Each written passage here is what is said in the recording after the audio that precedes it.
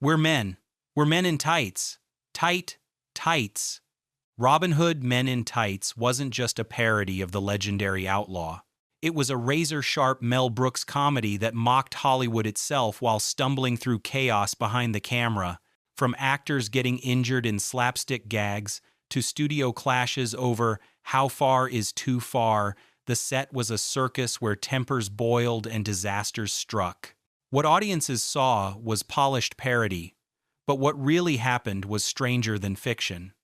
Today, we reveal 20 shocking facts about Robin Hood, Men in Tights, 1993, that they tried to hide.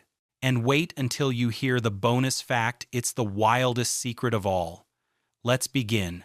Cary Elwes nearly quit over dangerous stunt. Audiences laugh at Cary Elwes swinging from ropes like a swashbuckler, but off camera, it nearly ended in disaster. During one take, the rigging holding Elwes snapped, sending him tumbling into set pieces. Crew members rushed in, fearing he had broken his back. He escaped with bruises, but reportedly threatened to walk unless safety was tightened. Ironically, Elwes had been hired partly for his Princess Bride sword-fighting credibility. The incident revealed how even safe slapstick can turn dangerous. What looks like effortless parody on-screen masked brutal rehearsals and real risks that almost lost the film its star. The studio downplayed the scare, but insiders recall panic on set. It wasn't just jokes, it was survival. Richard Lewis was seriously ill during filming. Richard Lewis, who played Prince John, was secretly suffering from severe back pain during production. According to his own interviews, he filmed many of his comedic scenes, including the famous mole gag, while on heavy medication. Crew members recall him lying flat between takes, only to spring upright when the camera rolled. Mel Brooks wanted his manic energy, but few knew Lewis was pushing through agony just to deliver lines. The mole joke became iconic, yet behind the laughter was a man hiding torment. Not comic timing, but sheer endurance. It showed the brutal reality of comedy. Pain often hides behind the punchline. Dave Chappelle's breakout came at a price. This movie marked Dave Chappelle's very first film role, and Brooks cast him after just one audition. But what audiences don't know is how much pressure the young comedian faced. Chappelle was only 19, constantly second-guessing his lines. He later admitted he felt out of place surrounded by comedy veterans like Elwes and Lewis. Some insiders say Brooks was tough on him, forcing him to redo takes endlessly until he snapped. At one point, Chappelle reportedly stormed off set after a heated exchange, only to be coaxed back hours later. What looks like effortless wit on screen was forged in the fire of a brutal initiation. Chappelle's Hollywood career began here but nearly collapsed before it started. The studio tried to censor Mel Brooks. 20th Century Fox executives reportedly panicked when they saw the dailies. Brooks was pushing boundaries with raunchy jokes about race, gender, and politics far edgier than they expected. One exec allegedly demanded entire sequences be cut, including a joke about the Ku Klux Klan. Brooks fought back hard, threatening to walk unless his vision stayed intact. The compromise: trim some gags, but keep the bite. What audiences saw was still outrageous, but according to insiders, the original script was much darker and riskier. It wasn't just parody. It was cultural warfare, and Brooks refused to let the studio water him down completely. Costumes were a disaster behind the scenes. Those flamboyant tights weren't just funny, they were torture. Actors complained constantly about the skin-tight leggings, which tore during sword fights and restricted movement. Elwes reportedly split 3 pairs in a single day. The wardrobe department scrambled with constant emergency repairs, often sewing while cameras were rolling.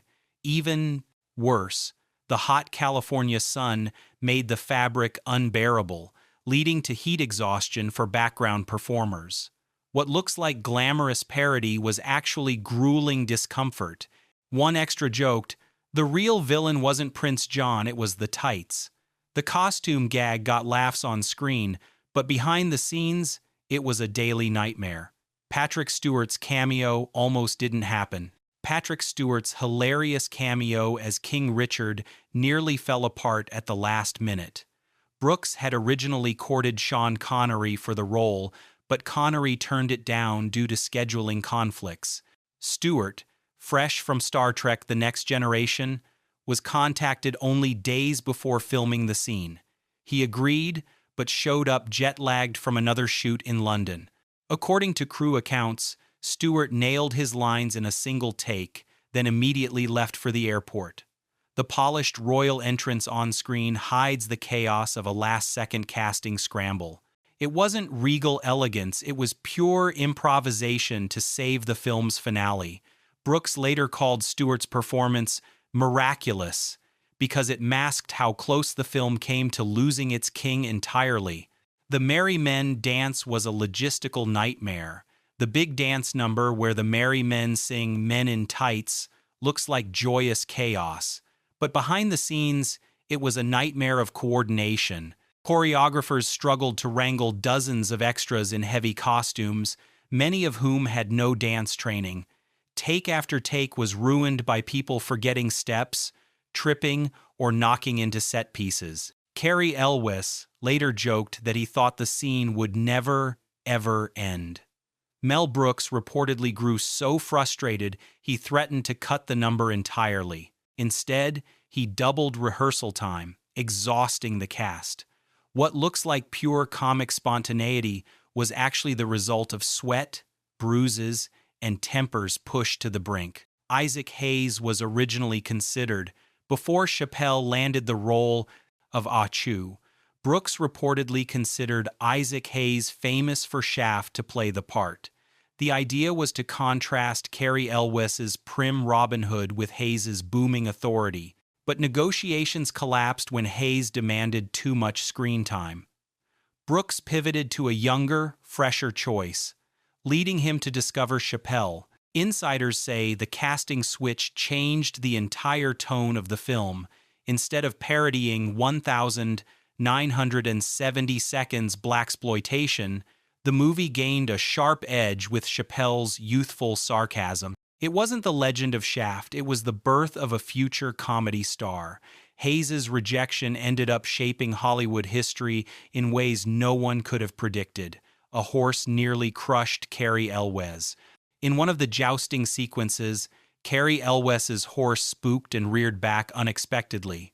Crew members panicked as the animal nearly toppled onto the star. Elwes managed to leap free, but not before suffering cuts and bruises. Production halted for hours while the crew checked safety measures and calmed the shaken cast. What audiences saw was a clean, comic joust.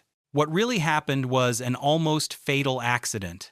Elwes reportedly swore off live horse stunts for the rest of the shoot, leaving body doubles to handle anything risky. Comedy hides danger, but this moment revealed how razor-thin the line between parody and tragedy can be.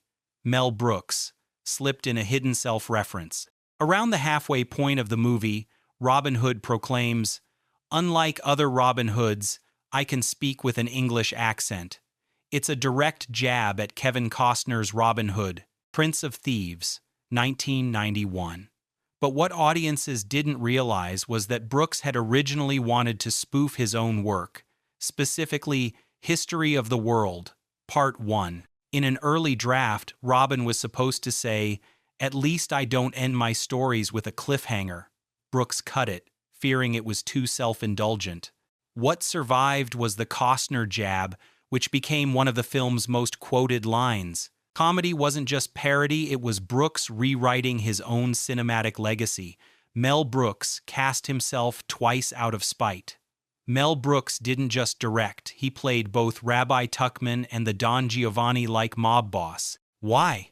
According to crew members, Brooks was furious after Fox executives suggested cutting his screen time to make room for younger talent. In response, he doubled down, casting himself in 2 separate roles. The crew joked that Brooks was waging war on his own studio, turning the movie into both parody and personal rebellion. His Rabbi Tuckman scenes, including the infamous Miracle of the Wine, were shot over long nights where Brooks reportedly refused second takes, claiming, "I know when I'm funny." What looks like harmless comic ego was really Brooks flexing power in a film the studio kept trying to control. Cary Elwes mocked Kevin Costner off-camera too. The movie's best-known gag, Robin Hood, saying he can actually speak with an English accent, wasn't just scripted parody. Elwes reportedly roasted Kevin Costner relentlessly during downtime, cracking jokes about his flat delivery in Prince of Thieves. Crew members recall Elwes slipping into a faux American drawl to mimic Costner's infamous English performance. Mel Brooks encouraged it, telling Elwes to improvise insults for dailies just in case they could slip extras into the cut. Costner never responded publicly, but insiders claim he was furious, considering legal action. It wasn't just parody on film, it was real Hollywood rivalry spilling into production. The swamp scene was actually toxic. When Robin rescues Achu from the quicksand swamp, it looks like harmless slapstick. In reality, the swamp was a mixture of peat, mud, and chemical dyes that turned out to be unsafe. Several extras developed rashes after filming long takes in the muck. Dave Chappelle reportedly had to see a doctor after his skin reacted badly. The effects team admitted they hadn't properly tested the material before dumping actors into it. What played as harmless parody was actually dangerous exposure. It wasn't fake peril, it was real discomfort. The swamp gag left more than laughs. It left scars, both physical and mental, for some of the cast. Richard Lewis's mole was constantly moved as revenge. One of the funniest running gags in the film is Prince John's mole, which shifts position throughout the movie. What audiences didn't know is that the gag began as crew revenge. Lewis was notorious for showing up late, sometimes holding up shoots for hours. To punish him, makeup artists began secretly moving the mole between scenes. Brooks noticed, loved it, and incorporated it into the film. Lewis later admitted he was shocked when he saw the gag locked into the final cut, realizing the joke was on him as much as his character. Comedy wasn't just scripted, it was crew payback immortalized forever. The sword fights were brutally real. Though Robin Hood Men in Tights is a parody, its sword fights were choreographed with startling realism. Brooks hired stunt coordinators from The Princess Bride to make the fights credible, then layered comedy on top. Cary Elwes and stuntmen spent weeks rehearsing duels, often finishing days covered in bruises and cuts. Elwes later joked he bled more for Men in Tights than for The Princess Bride. One stunt double was even briefly hospitalized after being struck harder than intended. What audiences saw were slapstick sword fights. What they didn't know was that each laugh cost the actors sweat and pain.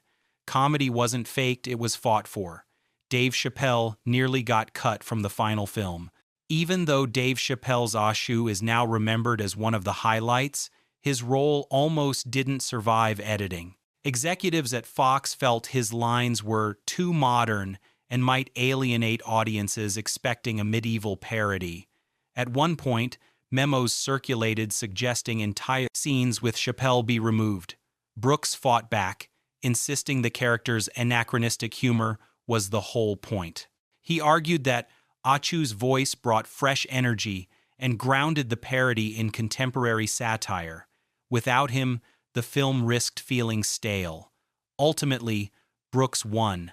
What looked like effortless breakout comedy on screen was actually a victory in a behind-the-scenes power struggle.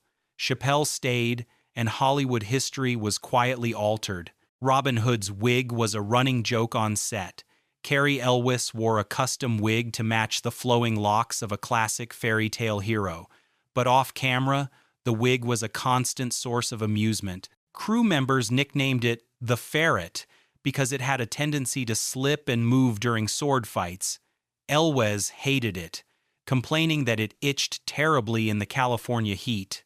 In one ruined take, the wig actually flew off mid-duel, sending the cast into hysterics. Brooks refused to cut, insisting, "That's funnier than the script." Though the final film never shows the slip, insiders say the cast teased Elwes mercilessly about it. Comedy wasn't just on the page, it was woven into the hairpiece. Mel Brooks hid a political satire no one noticed. On the surface, Robin Hood Men in Tights is a parody of Costner's Prince of Thieves, but Brooks embedded a deeper layer, pointed satire of early 1990 seconds politics. The sheriff of Rottingham's bumbling bureaucracy mirrored real-world frustrations with American government scandals of the time. Even Prince John's obsession with taxes was a jab at ongoing debates about tax and spend politics. Most audiences missed it, laughing at the slapstick instead. Brooks later hinted that the movie was his way of mocking politicians who steal from the poor while pretending to be noble. It wasn't just a medieval spoof, it was disguised political commentary. The cast revolted over endless night shoots. Many of the outdoor sequences, like Robin rallying, the merry men, were filmed at night. What audiences don't know is how miserable those shoots were. Actors endured freezing temperatures in thin tights, often filming until dawn. Richard Lewis complained so bitterly that Brooks began calling him Prince Wine off camera. Crew members remember extras huddling together just to stay warm. The final scenes look light and playful, but the atmosphere was brutal. Several cast members reportedly threatened to walk if schedules didn't change. Brooks pushed on, prioritizing the perfect comedic timing over comfort. Laughter on screen was born from exhaustion and near mutiny behind the camera. Cary Elwes almost didn't take the role. Elwes was initially reluctant to star in another swashbuckling parody after The Princess Bride. He feared being typecast as the eternal parody hero. Mel Brooks reportedly had to personally convince him, promising the role would be edgier and funnier than his previous work. Brooks even screened Elwes' early footage of the script's wilder jokes to win him over. Elwes finally agreed, but privately admitted later that he was uneasy during filming. Ironically, the role became one of his most beloved performances. What could have been a career retreat turned into a defining moment, not repetition, but reinvention. A lost ending was too controversial to release.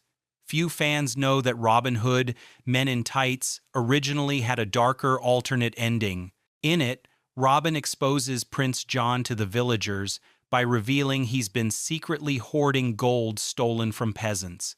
The crowd then drags him off in a parody of medieval justice, an execution scene played for laughs. Test audiences reportedly hated it, calling it too violent for a comedy. The studio ordered Brooks to reshoot, replacing it with Patrick Stewart's royal wedding cameo. That cut ending has never been officially released, but rumors say a rough print still exists in Brooks's archives. What the world saw was triumph and laughter, but hidden in the vault is a finale too brutal to share. Robin Hood Men in Tights looked like harmless parody, but behind the tights was chaos, injuries, studio wars, bitter cold nights, and comedy forged from pain. What audiences got was Mel Brooks at his sharpest, turning disaster into satire and conflict into timeless laughs. If you enjoyed uncovering these secrets, hit like, drop a comment, and subscribe for more hidden Hollywood truths. And remember, sometimes the funniest movies hide the darkest realities.